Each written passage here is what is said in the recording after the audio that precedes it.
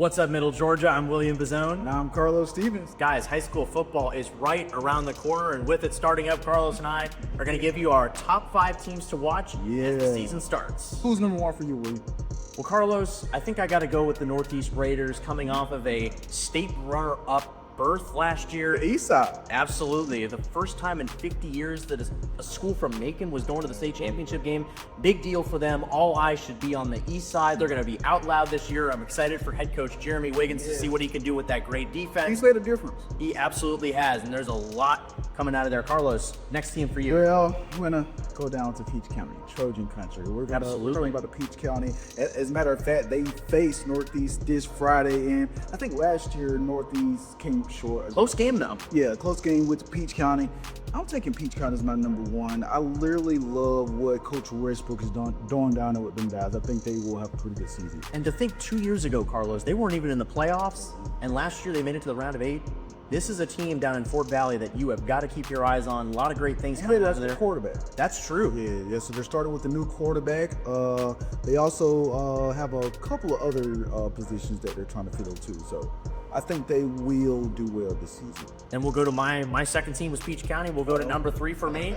It's the Houston County Bears. A lot of turnover this year as well. We talked about that. We talked about Antoine Hill going away. We talked about Isaiah Mitchell going away. A lot of great players there, but again, in a really tough 5A region with a lot of South Georgia teams that are powerful, I think it's got to be put up or shut up time for the Bears this year down Route 96. I definitely think so. They're a talented team, but this year I really think they got to prove it and see if they can get to that next level. Well, I'm going to skip number 2 because my number 2 is your number 1, which is the East Side of Macon, the Northeast Raiders.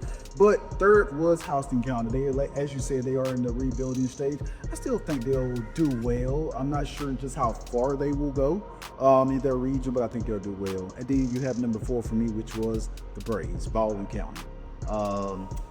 Haven't really necessarily been able to watch them in scrimmages that they've had recently, but based off of what I know in last season, I think they're kind of in the rebuilding stage too, but I still see them doing pretty well too. So. And for number 4, I'm going to go with the Jones County Greyhounds, a big hire in the offseason, hiring the defensive coordinator Justin Montgomery away from Carrollton High School. That's a big get for them. You see that team move up in 4A. I think that's a team that's going to be a really exciting new, fresh team to watch. They had a lot of guys going away. They're going to be very exciting to watch up there in Bray. How far do you think the Hounds will go this season?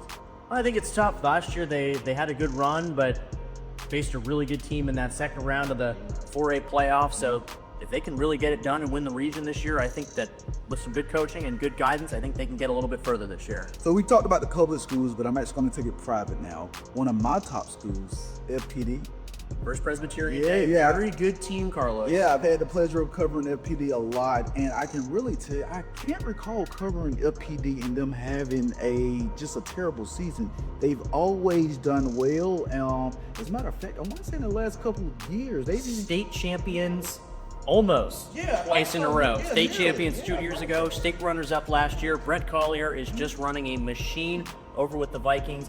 They're not a big team. They're small but mighty. They get you with that smash mouth attack. They do. It's going to be very exciting, and we'll be covering them this Friday as well, folks. So what do you think is going to come from the results of the big game of the week? Obviously, with everybody picking on Facebook saying Peach County and Northeast, who do you think come up on top? Well, Carlos, I think this year we got to go with Peach County. I think there's a little bit of uncertainty week 1 for Northeast. I want to see how they play. And last year they played pretty well, only losing by 2 touchdowns against a really good Trojans team. But you got to keep in mind last year, I know a lot of people looked at Northeast and said they lost last year, but you really have to factor in, even he's moved on now, Nick Woodford, who went on to go to Morehouse College in Atlanta. I think he played a big factor in them losing that game last year. I think if you have him in that lineup, I think it's a different outcome. Yeah, and obviously, coming off of a pretty serious injury, you don't want to lose your star running back in first game of the season, and look how far they got this year. Right.